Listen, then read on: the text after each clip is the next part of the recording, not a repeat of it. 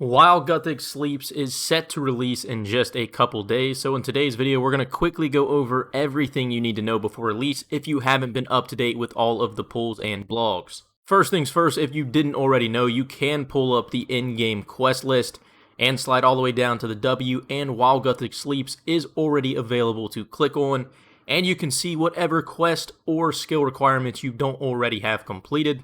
And another thing to note is on the wiki it says A Tale of Two Cats is also a quest requirement along with 180 total quest points. Apart from that though, the quest is probably going to follow a very similar path to that of the original version. There will definitely be some slight tweaks and differences here and there, but with Grandmaster difficulty and a very long length, I imagine it's going to be quite similar to the original. But now with the basics out of the way, let's talk about what everybody wants to hear about, and that's the rewards. Now, as just completion of the quest, you will receive 5 quest points, 80k Thieving XP, 60k Farming, 60k Herblore, and 40k Hunter. But the two big ones, in my opinion, are access to the Ancient Guthixian Temple and access to Tormented Demons, and then the ability to craft the Firelight, Scorching Bow, and Ignited Staff, which are the new 3 best in slot Demon Bane weapons for each respective style. And if we jump over to those, the first one we have is the Firelight, which is basically the direct upgrade to the Arclight. And all 3 of these weapons themselves are going to be untradeable, so you do have to have the respective skill in order to make and use them, along with the quest completion.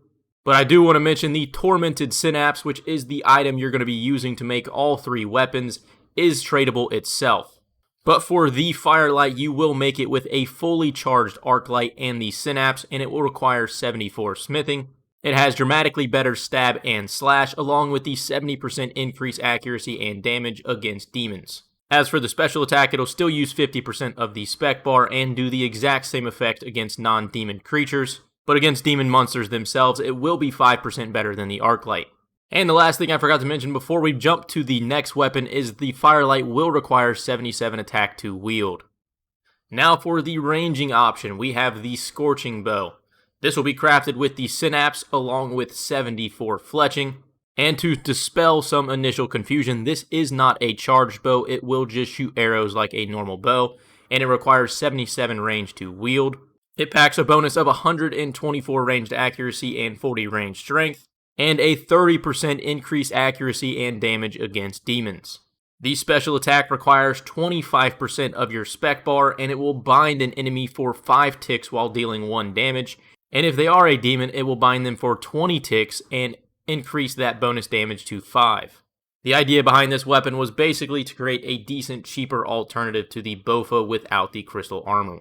And then lastly, for the 3 different combat style weapons, we have the Ignited Staff.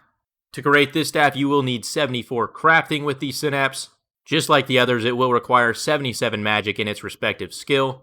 And rather than an outright damage boost against demons, this weapon works a little differently because instead it'll allow you to auto-cast combat spells from the Arceus spellbook. And if that doesn't sound like a good enough reward in itself, using Demon Bane spells will double the bonuses. And the special attack for the Ignited Staff is also quite unique. It'll use 25% of the spec bar. You will have to be on the Arceus spellbook, and you must be targeting a demon in order to cast it. But when used, it will cast the highest available Demon Bane spell at your target, and if your target's killed by the spell, you'll restore 25% of your special attack energy, and the delay on your next attack will be reduced by 3. But then lastly, for our rewards, we have the Burning Claws.